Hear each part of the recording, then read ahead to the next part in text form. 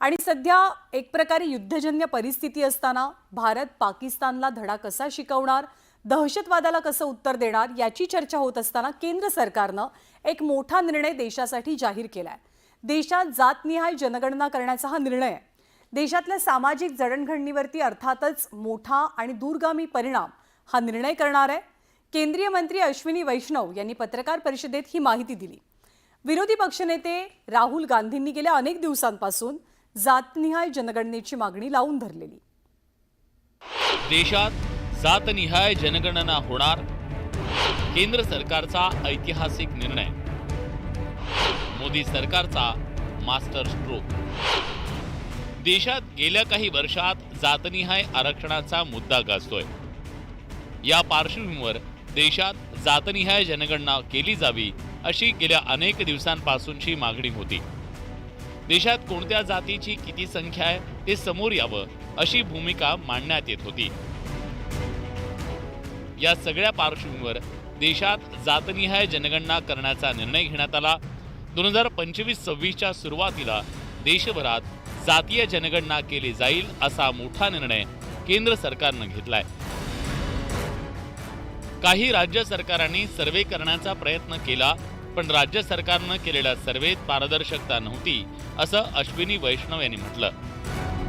आज दिनांक 30/4/2025 के दिन प्रधानमंत्री श्री नरेंद्र मोदी जी के नेतृत्व में राजनीतिक विषयों की कैबिनेट समिति ने यह निर्णय लिया है कि जातियों की गणना को आने वाली जनगणना में सम्मिलित किया जाए।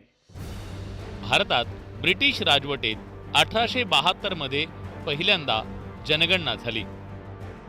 त्यानंतर 1931 पर्यंत ब्रिटिशांकडून जनगणना करण्यात आली। त्या जातीची नोंदणी करण्यात आली होती। 1951 साली स्वातंत्र्य मिळाल्यानंतर भारतात पहिली जनगणना करण्यात आली। त्यानुसार केवळ अनुसूचित जाती आणि अनुसूचित जमातीच्या नागरिकांचं जातीच्या आधारे वर्गीकरण करण्यात आलं होतं। देशात जातनिहाय जनगणना करण्याच्या निर्णयाचं सर्व राजकीय पक्षांनी आणि संघटनांनी स्वागत केलंय। जो पिछड़े हैं ऐसे पिछड़ों को न्याय देने हेतु बहुत ही सटीक इंपेरिकल डेटा ये सरकार के पास होगा और सरकार की योजनाएं इसके कारण जो डिजर्विंग है, जो सही है, जिनको मिलनी चाहिए ऐसे लोगों तक पहुंचाने में एक बड़ी मदद मिलेगी। मंत्रिमंडळानं जो निर्णय घेतला, देशामध्ये जातगणना करण्याचा जो निर्णय घेतला त्याबद्दल आम्ही सर्व देशातले ओबीसी भटके विमुक्त अतिशय आनंदित आहोत आणि आम्ही सर्व त्यांचे आभार मानतो आहोत। सरकारनं केंद्र सरकारनं घेतलेला निर्णय चांगला आहे की दूध का दूध पाणी का पाणी होईल। जे फुकट आरक्षण खात होते जास्तीचं, म्हणजे फुगून आकडा दाखवला होता त्यांनी की इतका ओबीसी संख्या आहे, ते चांगली गोष्ट आहे आता की किमान ते दूध का दूध पाणी का पाणी तरी होईल। केंद्र सरकारनं हा निर्णय घेतला असला तरी अलीकडच्या काळात काँग्रेसचे नेते राहुल गांधींनी जातनिहाय जनगणनेचा मुद्दा लावून धरला होता। त्यामुळे केंद्र सरकारची काहीशी राजकीय कोंडी झाली होती। पण ऐन बिहार विधानसभा निवडणुकीच्या तोंडावर केंद्र सरकारनं हा मास्टर स्ट्रोक खेळलाय।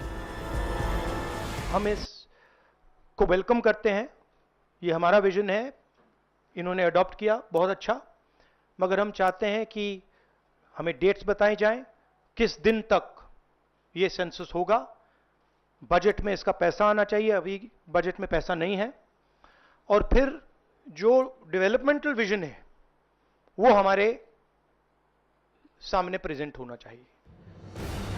देशात लवकरच जातनिहाय जनगणनेच्या प्रक्रियेला सुरुवात होणार आहे। या देशात कोणत्या जातीची संख्या किती आहे याची आकडेवारी यातून समोर यायला मदत होणार आहे। Bureau report, news 18 Lokmat.